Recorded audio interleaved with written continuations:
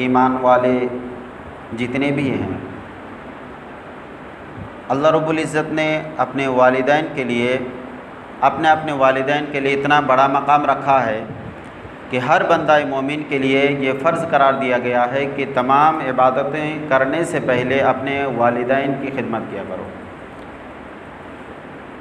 और वालिदैन की खिदमत, वालिदैन के साथ हुस्न सलूक को इस तरीके से अल्लाह ने लाजिम करार दिया कि अगर कोई बंदा मोमिन मस्जिद में भी इबादत करता है, चाहे पूरी ज़िंदगी नवाफिल में तहज्जुद में गुजार देता है, अगर उसके घर पे माँ बाप अगर नाराज़ हो तो फिर रब तबारक व तआला उसकी इबादत को उसके मुंह पे मारता है।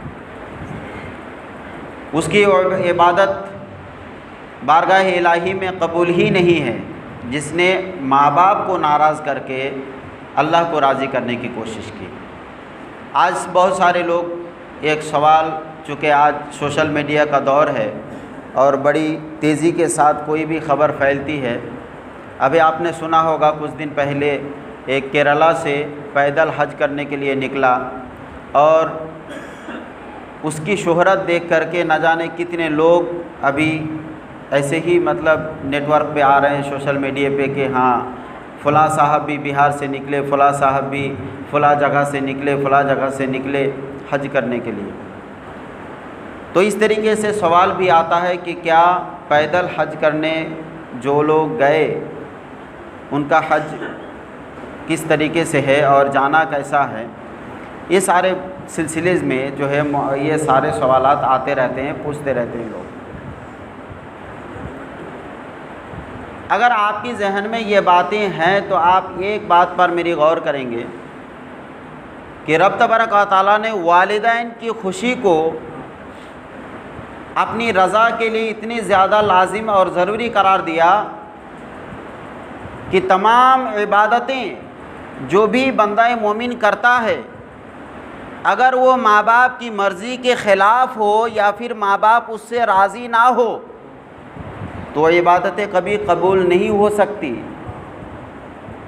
माँ बाप को नाराज़ करके, माँ बाप को तकलीफ़ देकर आप कितनी भी नवाफिल इबादतें कर लें या सारी ज़िंदगी तहज्जुद वगैरह में गुजार दें, सारी रात बेदारी में गुजार दें, अल्लाह अल्लाह करते करते गुजार दें, अगर माँ बाप आपके नाराज़ हैं तो वो इबादतें आपके मुँह पे मारी जाएंगी।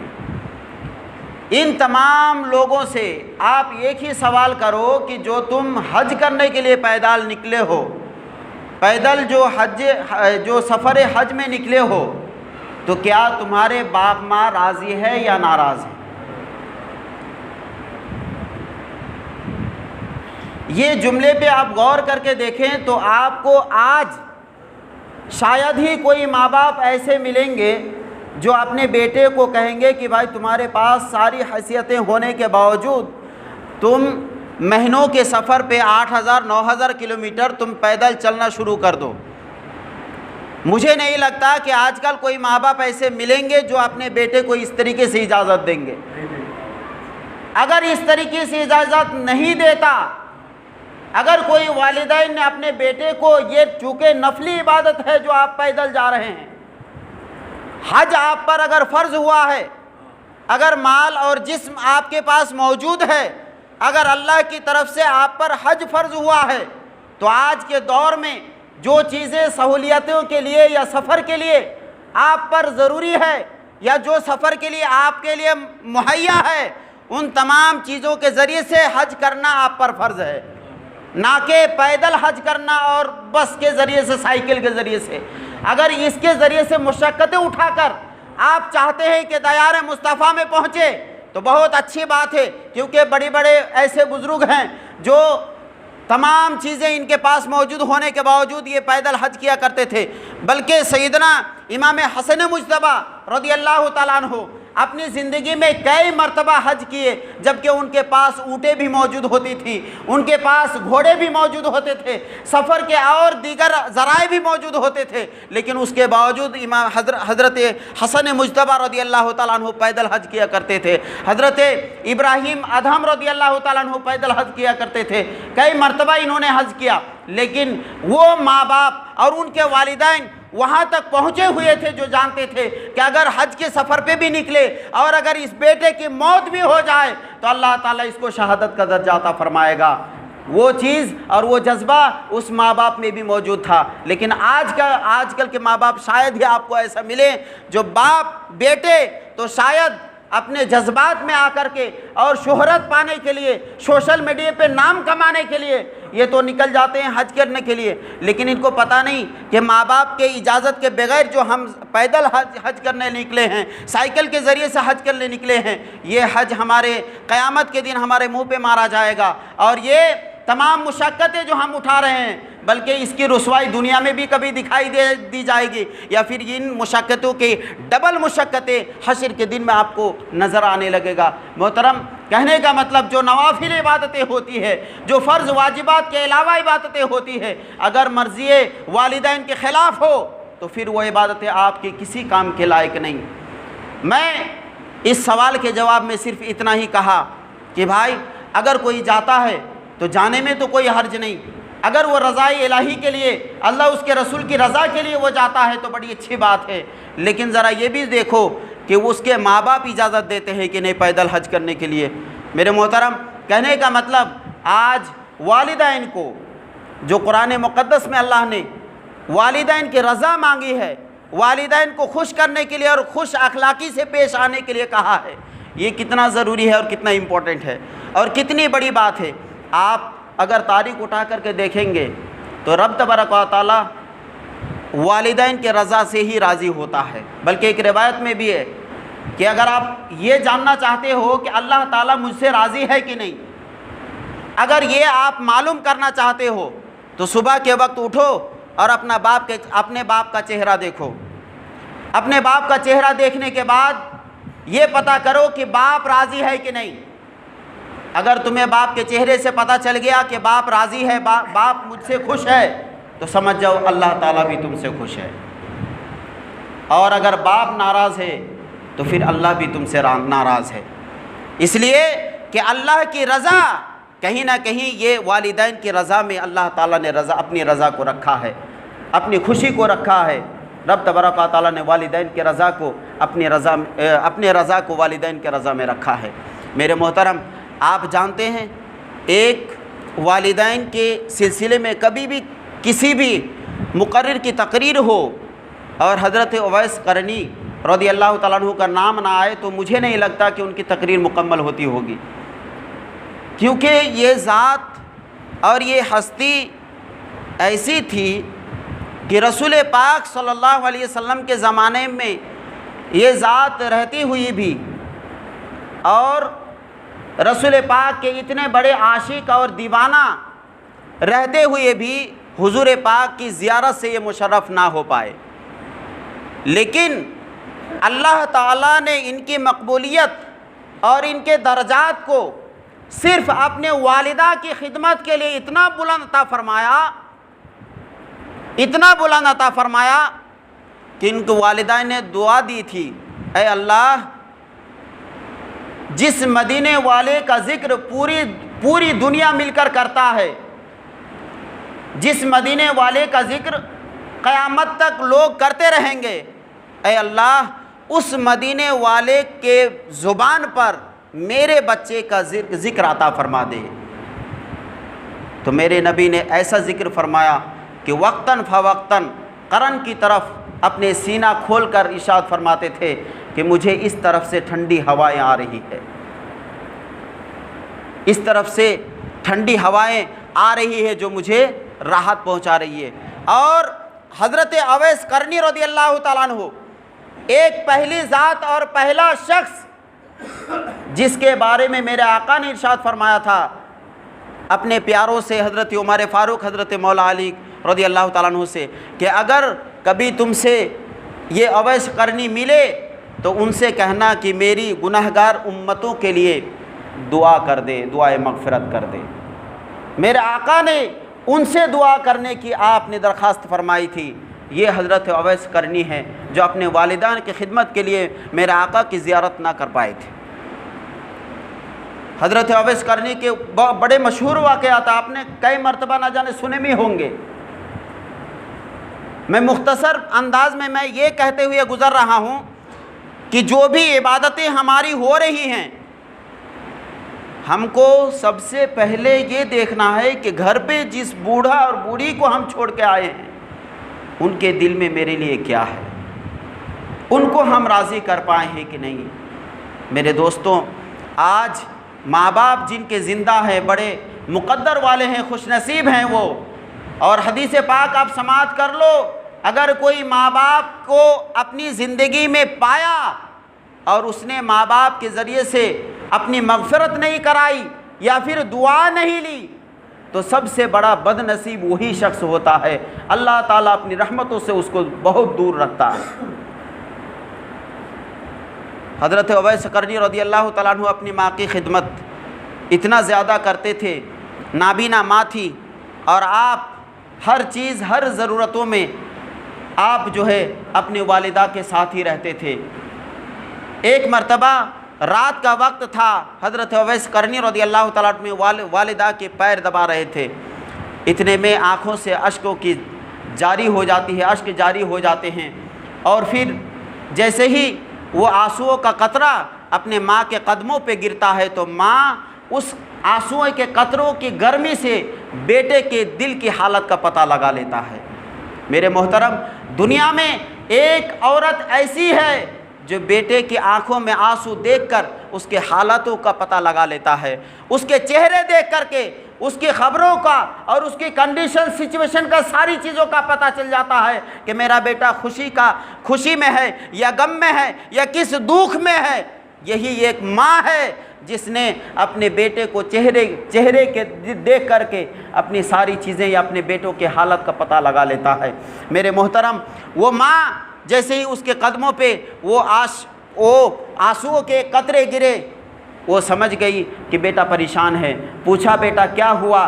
कहा, माँ मैं आपकी खिदमत से एक लम्हा भी इधर उधर नहीं जाता, मैं आपको छोड़ करके मैं चंद मिनटों के लिए भी इधर उधर नहीं होता, आपको कभी नज़रअंदाज नहीं करता। लेकिन माँ आप अच्छी तरीके से जानती हैं कि मदीने में रहने वाले वो महबूब हैं, वो रसूल पाक सल्लल्लाहु अलैहि वसल्लम है जिनका हम कलमा पढ़ते हैं। मेरी माँ, आज मैं बड़ी इस हसरत और तमन्ना लेकर के मेरे आँखों में आंसू आई हैं। माँ, उस महबूब की एक मरतबा मैं दीदार करना चाहता हूँ, एक मरतबा मैं उनकी ज़ियारत करना चाहता हूँ, एक मरतबा मैं देखना चाहता हूँ कि मेरे महबूब दिखता कैसा है, मेरा महबूब चलता कैसा है, मेरा महबूब हंसते कैसे हैं।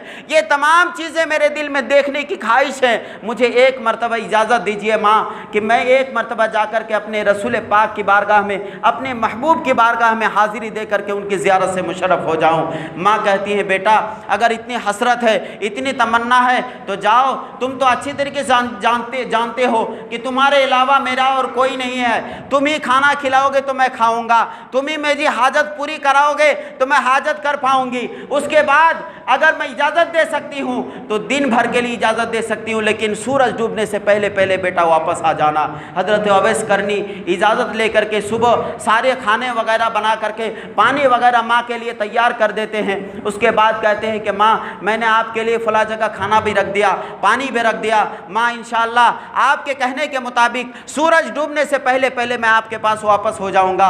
अल्लाहु अकबर। हज़रत उवैस करनी रज़ियल्लाहु तआला अन्हु एक काफ़िले के साथ रवाना होते हैं और काफ़िले के साथ रवाना होते हुए जब 20 सफ़र में पहुँचते हैं, अभी मदीना मुनव्वरा सामने है, पहुँचे भी नहीं, काफ़िला बड़े थक जाते हैं, दोपहर का वक्त होता है, काफ़िला वहाँ पर इंतज़ार करने लगते हैं कि थोड़ा सा आराम कर लें, उसके बाद धूप की गर्मी कमी हो और कम जैसे हो जाए तो फिर हम लोग यहाँ से निकले। लेकिन हज़रत उवैस करनी के दिल में तो यहाँ पर मौजें उठ रही थी, अपने आशिक के साथ, अपने माशूक के साथ, अपने महबूब के साथ मिलने के ये ख्वाहिश जो पैदा हुआ था, आपके दिल में एक आग उबल रही थी। आप वहाँ पर रुक ना सके, आप कहने लगे काफ़िला अगर यहाँ रुकता है तो रुकने दो, लेकिन मुझे तो मदीने के सफ़र पे ही रवाना होना है। आप चल दिए और अकेले अकेले इतने धूप में और गर्मी में जो है सहराओं में इस तरीके से चलने लगे कि आपकी चप्पलें फटने लगी, आपके कुर्ते भी फटने लगे। अल्लाह अकबर। इस तरीके से मदीने मुनव्वरा शहर में दाखिल हुए और वहाँ पर जिस तरीके से बच्चों को खेलते हुए देख रहे थे, आप हसरत भरी निगाहों से बच्चों को देखकर आप गोद में उठाते थे और कहते थे, ए बच्चे, तुम कितने खुशनसीब हो जिसको तुम जो रब तबारक व तआला ने अपने महबूब के शहर में, मदीने शहर में तुमको पैदा किया है और तुम ना जाने मेरे महबूब को कितनी मरतबा दिन में ज़ियारत करते होगे। अल्लाह अकबर। इस तरीके से हसरतें और तमन्ना लेकर के बच्चों को गोद में उठाते थे और बच्चों की पेशानी पे आप जो है बोसा दे रहे थे, चुम्मा दे रहे थे और ना जाने कितने लोगों की हसरत भरी निगाहों से देख करके आंसुएं बहा रहे थे। काश मैं भी इस शहर में पैदा होता, काश इस शहर में मैं भी रहता तो अपने महबूब की सुबह शाम ज़ियारत करता। अल्लाह अकबर। हज़रत उवैस करनी रज़ी अल्लाह तआला अन्हु यही हसरतें लेते हुए पहुँचे और लोगों से पूछते रहे, मेरे महबूब कहाँ मिलेंगे। लोगों ने बताया कि मस्जिद नबवी में। आप मस्जिद नबवी में पहुँचे, देखा कि वहाँ पर नहीं है। किसी ने कहा हुजरा आयशा में।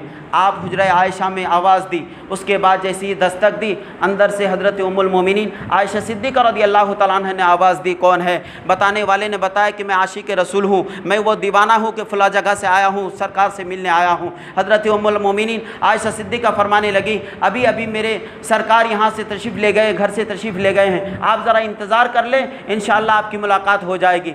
लेकिन अल्लाह अकबर, जैसे ही हज़रत आयशा सिद्दीक़ा की ये बात हज़रत उवैस करनी सुनते हैं, आपके दिल में लगता है कि बिजलियों की कड़क, बिजलियाँ गिरने लगती हैं। आप एक चीख सी पुकारते हैं और कहते हैं कि अल्लाह अल्लाह, मैं आज का ही दिन अपनी माँ से इजाज़त लेकर के एक दिन की मोहलत मांग के आया हूँ और सूरज डूबने से पहले पहले फिर मुझे वापस भी होना है। लेकिन आज अगर सरकार की ज़ियारत भी ना हुई, अल्लाह अकबर, तो शायद कभी ज़ियारत भी ना कर पाऊँ। ये हसरतें लेकर के आप आँखों से आंसुएं बहा रहे हैं। लेकिन सैयदा आयशा सिद्दीक़ा जैसी ये बातें बोले, उसके बाद हज़रत उवैस करनी फरमाते हैं कि आयशा, आप इतना कर दें कि एक मरतबा हुजराए रसूल को मुझे एक मरतबा दिखा दें। अगर नबी की ज़ियारत ना सही, लेकिन नबी की बिस्तर मुबारक को मुझे एक मरतबा दीदार करने का मौका दे दें। हज़रत आयशा सिद्दीक़ा कहती हैं कि मैं पर्दे के आड़ में हो गई। उसके बाद उवैस करनी को जाने दिया। वो दीवाना पहुँचा और देखा कि हुजराए आयशा के अंदर जब पहुँचा, रसूल पाक के बिस्तर को ऐसे गले से लगा रहा था, ऐसे चूम रहा था। अल्लाह अकबर। मैं हैरान हो रही थी कि ये दीवाना भी क्या दीवाना है, ये दीवाना भी क्या दीवाना है, ये आशिक भी क्या आशिक है कि जो रसूल पाक सल्लल्लाहु अलैहि वसल्लम की दीदार ना कर पाया। तो अल्लाह अकबर, सरकार के कुबा मुबारक रखा हुआ है, उसको वसीले से लगाकर चीखा मार मार कर रो रहे हैं। अल्लाह अकबर। सरकार के बिस्तर से लिपट लिपट कर रो रहे हैं और अल्लाह से न जाने क्या बातें कर रहे हैं। हज़रत आयशा सिद्दीक़ा रज़ी अल्लाह तआला अन्हा फरमाने लगी कि आप कहती हैं कि मैंने उस दीवाने से कहा, आप अगर इतना ही शौक़ है, आपको अगर इतना ही चाहत है, आपको अगर इतनी ही दीवानगी है मेरे महबूब से और मेरे सरकार से, तो आप थोड़ी देर इंतज़ार क्यों नहीं कर लेते कि सरकार आ जाए, आप दीदार कर लेंगे, आप ज़ियारत कर लेंगे। अल्लाह अकबर। हज़रत उवैस करनी जवाब देते हैं कि ख्वाहिश तो बहुत है, बल्कि दिल तो यही चाहता है कि ज़िंदगी भर मदीना मुनव्वरा में रह जाऊँ। दिल तो चाहता है कि शहर मदीना ही में हमेशा रह जाऊँ, लेकिन माँ का हुक्म है कि सूरज डूबने से पहले पहले मुझे वापस होना है। उम्मुल मोमिनीन आयशा सिद्दीक़ा कहती हैं, ठीक है, फिर आप अगर जाना चाहते तो जाइए, मैं आपकी ख़बर इंशाअल्लाह सरकार को पहुंचा दूंगी और मैं बता दूंगी कि वो दीवाना आया था और वो आशिक़े रसूल और वो इश्क में डूबे हुए जो मामलात कर रहे हो, ये सारी चीज़ों की ख़बरें मैं बता दूंगी इंशाअल्लाह तबारक व तआला। हज़रत उवैस करनी रज़ी अल्लाह तआला अन्हु वहाँ से निकले और उसके बाद फिर ना चाहते हुए भी घर की तरफ लौटे। सूरज डूबने से पहले पहले माँ की खिदमत में हाजिर हो गए। माँ की खिदमत में हाजिर हुए। जैसे ही घर पे आवाज़ दी, बेटे, माँ ने कहा बेटा आ गया। कहा माँ आ तो गया, लेकिन जिस हसरत और जो तमन्ना लेकर गया था किस्मत ने साथ ना दिया। माँ, मैं अपनी महबूब से मुलाकात ना कर पाया। माँ भी रोने लगी, माँ की आंखों से भी आंसुएं जारी होने लगी। अल्लाह अकबर। जो माँ शायद पूछने वाली थी, बेटा बताओ तो जिस महबूब की तड़प में तुम ज़िंदगी गुजार रहे थे, जिसकी दीदार के लिए तुम तड़प रहे थे, बताओ वो देखने में कैसा दिखता है, वो हंसने में कैसे हंसते हैं, वो बोलने में कैसे बोलते हैं। अल्लाह अकबर। उससे पहले ही माँ के दिलों पर भी वो अरमानों का जनाजा निकाल दिया और ये बोल दिए कि माँ उसका दीदार मैं नहीं कर पाया। अल्लाह अकबर। माँ भी रोने लगी, लेकिन उसी वक्त माँ ने ये दुआ दी थी, ऐ रब्बे ज़ुल जलाल, मैं ये अवैस करनी की माँ जिसने पूरी ज़िंदगी और अपनी चाहत ख्वाहिशात को मिटा करके अपनी माँ की खिदमत में लगा रहा, उस माँ की दुआ है, ऐ रब्बे ज़ुल जलाल, मैं इस बेटे को तो कुछ नहीं दे सकती, लेकिन तू इसको ये चीज़ें दे दे कि जिस मदीने वाले का ज़िक्र पूरी दुनिया वाले करते हैं, उस मदीने वाले के ज़िक्र के उस मदीने वाले की ज़ुबान पर मेरे लड़के का ज़िक्र अता फरमा दे। अल्लाह अकबर। मेरे मुस्तफ़ा घर तशरीफ़ लाई उम्मुल मोमिनीन सैयदा आयशा सिद्दीक़ा रज़ियल्लाहु तआला अन्हा ने देखी, और जैसे ही देखी सरकार ने अपने सीना मुबारक से बटन को खोले और फिर करन की तरफ जो है चेहरा मुबारक किया। उसके बाद कहने लगे, आयशा घर पर कौन आया था? क्या मेरा वही दीवाना आया था? क्या मेरा ऐसा आशिक आया था? सैयदा आयशा सिद्दीक़ा फरमाती हैं, या रसूल अल्लाह, एक दीवाना ऐसा आया था जो पता नहीं कहाँ से आए थे, मुझे उतनी ख़बर नहीं, लेकिन फटा पुराना कपड़ा पहना था और सफ़र के पूरे असरात उन पर ज़ाहिर थे।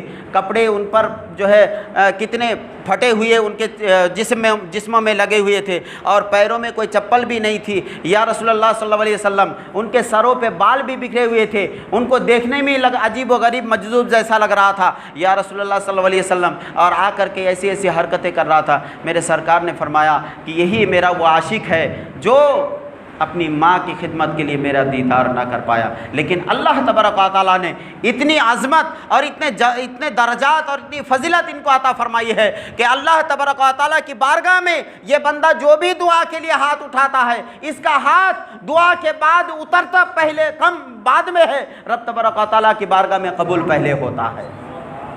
अल्लाह अकबर। हज़रत नबी करीम सल्लल्लाहु अलैहि वसल्लम ने हज़रत उमर फ़ारूक रज़ियल्लाहु तआला अन्हु मौला अली से कहा था कि उमर, ए अली, तुम दोनों से मुलाकात अवैस करनी से होगी, अवैस करनी से होगी। ये किसने कहा था? मेरे नबी ने कहा था। वो गायबदा नबी सल्लल्लाहु अलैहि वसल्लम, मेरे आका सल्लल्लाहु अलैहि वसल्लम, मदीना मुनव्वरा में बाद में होने वाली बातों की खबरें देने वाले मेरे नबी फरमा रहे हैं कि मेरे गुजरने के बाद, मेरे पर्दा फरमा जाने के बाद तुम दोनों से मुलाकात अवैस करनी से होगी। ये फ़ला फ़ला चीज़ अवैस करनी को दे देना और कह देना कि मेरी गुनाहगार उम्मतों के लिए मग़फ़िरत की दुआ मांगे। अल्लाह अकबर। सैयदना उमर फ़ारूक रज़ियल्लाहु तआला अन्हु, हज़रत अली मुर्तज़ा रज़ियल्लाहु तआला अन्हु, ये सैयद सरकार अलैहिस्सलातु तस्लीम के पर्दा फरमा जाने के बाद अवैस करनी से मुलाकात करते हैं। उसके बाद आपको सलाम पेश करते हैं, आपको जो है क़ुबा मुबारक पेश करते हैं और जो भी तबरुकात आपके लिए इनायत फरमाए थे वो तमाम चीज़ें देने के बाद आप जो हज़रत उमर फ़ारूक हज़रत अली ने फरमाया कि रसूल पाक ने आपको दुआ के लिए दरख्वास्त की है कि गुनाहगार उम्मतों के लिए दुआ फरमा दें। हज़रत अवैस करनी वो क़ुबा मुबारक बाद में पहले अपनी गुनाहगार उम्मतों के लिए आपने दुआ पहले फरमाई। हम गुनाहगार उम्मतों के लिए मेरे रसूल ने जो है हज़रत अवैस करनी से दुआ फरमाई, दुआ करवाई। अल्लाह अकबर। वो अवैस करनी की ये दरजात और ये मंजिल किस वजह से मिली? सिर्फ़ वालिदा की खिदमत की वजह से, सिर्फ़ माँ की खिदमत की वजह से। अल्लाह अकबर। ना जाने ऐसे कैसे कितने बड़े बड़े तारीख़ में वाक़यात मौजूद हैं। अल्लाह अकबर की सिर्फ माँ बाप की खिदमत करने की वजह से, माँ बाप को राज़ी करने की वजह से रब तबारक व तआला इतना राज़ी हो गया है कि वो बंदा की दुआ और उस बंदे से रब तबारक व तआला इतना करीब हो चुका है। अल्लाह अकबर। हज़रत बायज़ीद बुस्तामी का भी वाक़या बहुत मशहूर है। हज़रत बायज़ीद बुस्तामी एक मकाम, हालाँकि हज़रत बायज़ीद बुस्तामी पैदाइशी वली थे, लेकिन विलायत के कई मंजिलें होती है, कई मकामात होते हैं, और एक मकाम आप हासिल करने के लिए जिसको मकाम हुजूरी कहते हैं, उस मकाम को हासिल करने के लिए 40 साल तक आपने दरख्तों के पत्तों से इफ्तार करे और पानियों से सहरी और जंगलों में 40 साल गुजारे। 40 साल के बाद भी वो मंजिल ना पाए।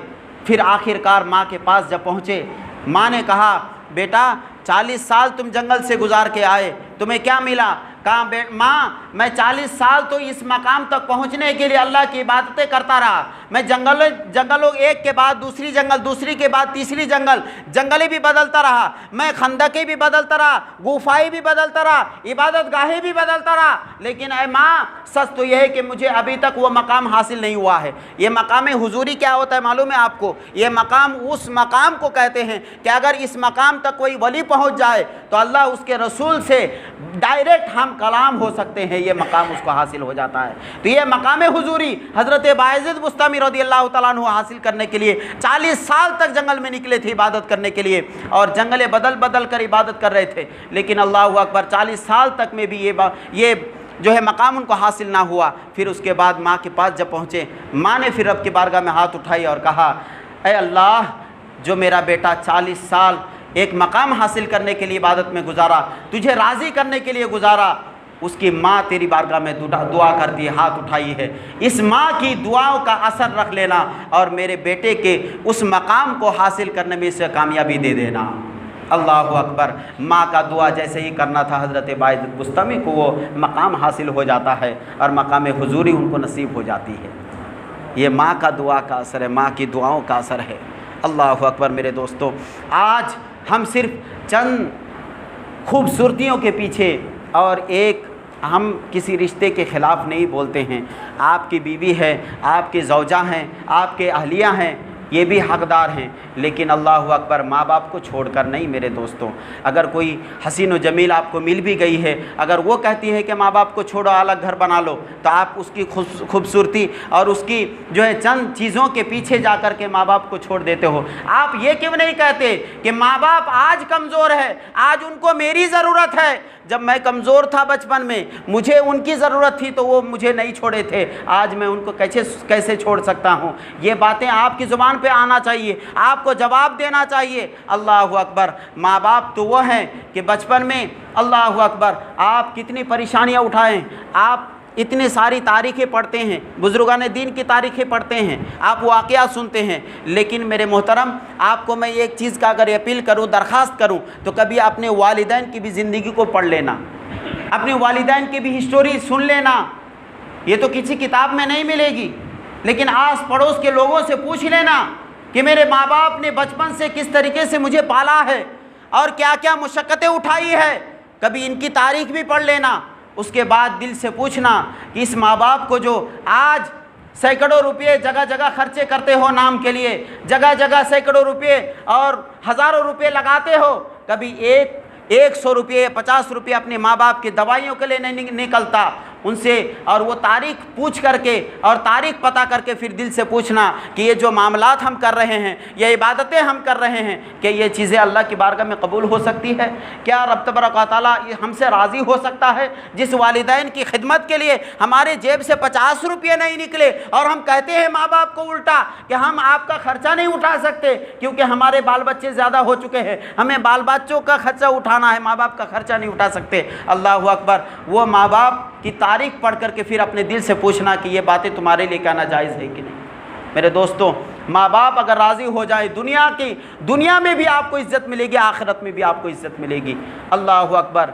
हज़रत सुलेमान अलैहिस्सलाम के दौर में एक शख्स अपने माँ बाप की खिदमत में इतना लगा था कि 8 साल मुसलसल अपनी माँ की खिदमत किया था। हज़रत सुलेमान अलैहिस्सलातु तस्लीम, आप जानते हैं कि पूरी दुनिया में इनकी हुकूमत थी, हवाओं पर भी इनकी हुकूमत, जिन्नातों पर भी हुकूमत, परिंदों पर भी इनकी हुकूमत थी। हज़रत सुलेमान अलैहिस्सलाम को अगर एक जगह से दूसरी जगह जाना होता, आप हवाओं को हुक्म देते कि मेरे तख्त को उठाओ और फला जगह पहुंचा दो, हवा तख्त को उठाती और फला जगह पहुंचा देती। हज़रत सुलेमान अलैहिस्सलाम अपने तख्त पर हवाओं पे इसी तरीके से कहीं जा रहे थे, अचानक एक समंदर के ऊपर से आपका गुज़र हो रहा है और समंदर के अंदर से इतने तेज़ मौजें और लहरें उभर रही हैं कि आप हैरान हो गए कि इतनी तेज़ी के साथ कभी समंदर में मौजें लहरते हुए नहीं देखा था, कभी मौजों को इस तरीके से उठते हुए नहीं देखा था। हज़रत सुलेमान अलैहिस्सलाम ने हवाओं को हुक्म दिया कि तख्त को नीचे उतारो, समंदर के किनारे उतारो। समंदर के किनारे उतारा गया। उसके बाद आपने जिन्नत की तरफ एक जिन की तरफ जो है इशारा किया कि जाओ समंदर के अंदर और पता लगाओ कि ये मौजें क्यों उभर रही है, ये मौजें क्यों उठ रही है, इस समंदर को क्या हो गया है, ज़रा पता लगाओ। वो जिन अंदर जाता है, अंदर जाने के बाद कुछ देर बाद बाहर आकर के कहता है, हुजूर मैं अंदर गया, अंदर जाने के बाद एक याकूत का घर देखा, याकूत का महल देखा और उसके इर्द गिर्द पानी इतनी तेज़ी के साथ चल रहा है कि हुजूर मेरी हिम्मत नहीं हुई कि मैं उसके करीब जाकर के पता लगाऊं कि ये घर में क्या है। वो जिन जिसको अल्लाह तबारक व तआला ने बेशुमार ताकत अता फरमाई है, वो कहता है कि उस घर के करीब में ना जा सका। हज़रत सुलेमान अपने ग़ुलाम, एक खादिम थे, ख़ास खादिम जिनका नाम आसिफ बिन बल्खिया बताया जाता है, आपने उनकी तरफ देखा, उसके बाद कहा कि तुम जा सकते हो। कहा हुजूर आपका हुक्म हो तो ये पानी और समंदर के अगर आग में भी छलांग लगा ले के कहेंगे तो आग में भी ये बंदा छलांग लगा देगा। हज़रत सुलेमान अलैहिस्सलाम ने हुक्म दिया कि जाओ। वो अंदर गए और देखा कि वो महल का कोई दरवाज़ा ही नहीं है। महल तो बड़ा खूबसूरत है, चमकीला है, लेकिन महल का कोई दरवाज़ा मौजूद नहीं है। आप वहाँ से वापस आए और फिर कहा हुजूर घर तो बड़ा शानदार है, मैंने भी देखा और उसके इर्द गिर्द ही ये मौजें जो है उभर रही हैं, तो उस घर के अंदर जाने की हिम्मत नहीं हो रही है और ना ही कोई दरवाज़ा दिख रहा है। हज़रत सुलेमान ने फिर हुक्म दिया कि कुछ जिन जो है जाए और उस घर को उठा करके ये समंदर के बाहर लेकर आए। हज़रत सुलेमान अलैहिस्सलाम के हुक्म से जिन वहाँ पर पहुँचे और उस घर को बाहर निकाल करके दरिया के किनारे, नदी के किनारे, समंदर के किनारे लाकर रख दी। हज़रत सुलेमान ने देखा कि चारों तरफ कोई दरवाज़ा नहीं, कोई खिड़की नहीं, बिल्कुल चारों तरफ से बंद है। आपने रब से दुआ किया, अल्लाह तेरा नबी देखना चाहता है कि इसके अंदर है क्या, जिसकी वजह से समंदर मौजें मार रही थी, ऐसा लग रहा था कि समंदर रश्क कर रही है। ऐ अल्लाह तू दिखा दे इसके अंदर है क्या। रब का हुक्म हुआ और फिर एक जगह से जो है दरवाज़ा खुल गया। हज़रत सुलेमान अलैहिस्सलाम ने देखा कि एक नौजवान सजदे की हालत में पड़ा हुआ है, सजदे की हालत में गिरा हुआ है। हज़रत सुलेमान अलैहिस्सलाम ने सलाम करने के बाद अर्ज़ फरमाते हैं कि ऐ नौजवान तू हो कौन, तुम हो कौन और यहाँ पर कब से हो और इस घर में कैसे पहुँचे जिसका कोई दरवाज़ा ही नहीं है। नौजवान मुखातब होकर के कहते हैं, ऐ अल्लाह के नबी, मैं उस माँ बाप का बेटा हूँ जिसने अपनी माँ की 8 साल मुसलसल खिदमत की थी। अपनी माँ को कंधों पर बिठा करके मैं उनको सवारी करा करता था। उसके बाद ये आज जो जिस हालत में आप देख रहे हैं, ये चीज़ें अल्लाह ताला ने मुझे अता फरमाई सिर्फ़ इसलिए कि जब माँ के गुज़रने का वक्त करीब आया तो माँ ने मुझे करीब बुलाया, बेटा इधर आओ। मैं करीब गया, उसके बाद माँ ने मुझे सीने से लगा ली और सीने से लगाने के बाद मुझे यही कहा कि बेटा सारी ज़िंदगी तो मेरी इबादत तो मेरी खिदमत करता रहा, मैं तो तुझे कुछ नहीं दे सकती, लेकिन रब से मैं दुआ मांग सकती हूँ। अल्लाह की बारगाह में मेरी माँ ने दुआ की थी, ऐ अल्लाह मेरे बेटे को इबादत गुजार बंदा बना देना, इबादत करने वाला बना देना। अल्लाहु अकबर। ये माँ की दुआओं का सिला है कि आज यहाँ पर मैं सजदे की हालत में इबादत करता हुआ आपको नज़र आ रहा हूँ। फिर उसके बाद माँ के गुज़रने के बाद फिर बाप बीमार पड़े, मैं बाप की खिदमत में पहुँच गया, फिर बाप की खिदमत करता रहा और बाप की फिर गुज़रने का जब टाइम करीब आया, बाप भी करीब बुलाए और कहा, बेटा तुम क्या चाहते हो बोलो। मैंने कहा, अब्बा मुझे समझ में नहीं आता कि मैं आपसे क्या मांगूं। माँ तो ये दुआ देकर कही है, उसके बाद आपसे क्या मांगूं मुझे समझ में नहीं आ रहा है। बाप ने कहा था, बेटा माँ ने तुमको दुआ दी है कि अल्लाह तबारक व तआला तुम्हें इबादत गुजार बंदा बना दे, लेकिन बहुत सारे आबिदों को भी देखा गया है कि शैतान उसके पीछे लग करके उसकी इबादत को बर्बाद कर देते हैं, शैतान उसकी इबादतों को रायगा कर देते हैं। मैं तुम्हारा अब्बा, मैं तुम्हारे लिए ये दुआ करता हूँ कि रब तबारक व तआला तुम्हारी माँ की दुआओं के असर के सदके तुम्हें जो है इबादत गुजार बंदा बना दे, और मैं दुआ करता हूँ कि अल्लाह ताला तुम्हारी इबादत को महफूज फरमा दे, तुम्हारी इबादत ऐसी जगह अल्लाह तबारक व तआला बना दे जहाँ पर शैतान तो क्या, शैतान की पहुँच भी ना हो। बाप ने दुआ कर दी थी। नौजवान कहता है, अल्लाह के नबी सुलेमान, मैं इसी माँ बाप की दुआओं के असर की वजह से आज इस घर में मौजूद हूँ, जिसका ना कोई दरवाज़ा है ना कोई खिड़की है। आज इस दरवाज़े पर, इस घर के अंदर मुझे इबादत करने जो नसीब हुई है, सिर्फ माँ बाप की दुआओं के असर के सदक़े। उसकी वजह यह है कि इस घर के अंदर ना शैतान पहुँच सकता है, ना शैतान की कभी जो है नज़रियात यहाँ तक पहुँच सकती है, ना उसकी हुकूमत पहुँच सकती है। मेरे मोहतरम, ये माँ बाप की दुआओं का सिला। आपने फिर पूछा कि इस घर में तुम्हें खाने को क्या मिलता है? कहते हैं कि जब मुझे भूख का एहसास होता है तो ये पत्थरों से एक दरख्त उभर के आता है, एक दरख्त जो है उभर के आता है, जिसमें से मुझे जो है शहद भी नसीब होता है, और वो शहद जो है दूध से भी ज़्यादा सफ़ेद होता है। अल्लाह अकबर। और इतने ज़्यादा शीरीं मीठा होता है कि ये दुनिया में कभी ये शहद देखा ही नहीं जाता। अल्लाह अकबर। ये चीज़ें उनको नसीब होती हैं। ये चीज़ें सिर्फ माँ बाप की दुआओं के असर के सदक़े। अल्लाह अकबर। हज़रत सुलेमान अलैहिस्सलाम ने उसको फिर हुक्म दिया, फिर वो जा पहुँचे। आपने एक सवाल ये फ़रमाया था कि इस घर में आए हुए तुम्हें कितने साल हो गए, कितने सालों से तुम इबादत कर रहे हो? उसने जवाब ये दिया था कि मुझे पता तो नहीं कि कितने साल, लेकिन जब मैं आया था तो हज़रत इब्राहीम अलैहिस्सलाम का दौर था। जब जोड़ा गया तो पता चला 2000 साल गुजर चुके थे उनके उस घर में इबादत करते करते। अल्लाह अकबर। मेरे दोस्तों, माँ बाप की खिदमत बहुत ज़रूरी है, बहुत बड़ी चीज़ है, और ये भी एक इबादत है। इसलिए माँ बाप की खुशी के बगैर आप कोई भी इबादत करो, रब तबारक व तआला की बारगाह में कबूल नहीं हो सकती। आप माँ बाप को ज़रूर खुश करें, माँ बाप को राज़ी करें। माँ बाप के पास जब आएँ तो अपनी जो भी आपके बाहर की इज़्ज़त वक़ार हैं, ये माँ बाप के सामने कभी तकब्बुर और घमंड ना दिखाना।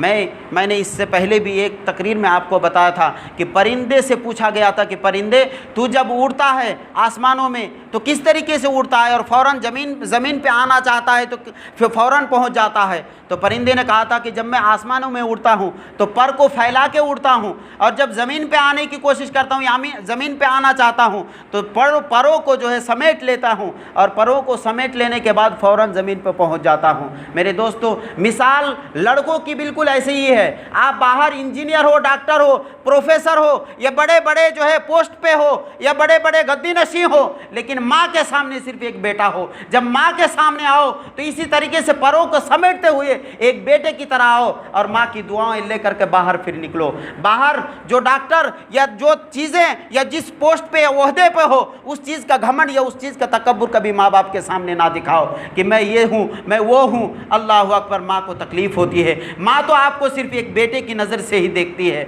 अल्लाह अकबर। उस माँ के सामने सिर्फ एक बेटा बन करके आओ, एक बेटा बन करके आओ, और परों को समेट करके आओ। वो जलवा और वो चीज़ें दिखाने की कोशिश ना करो।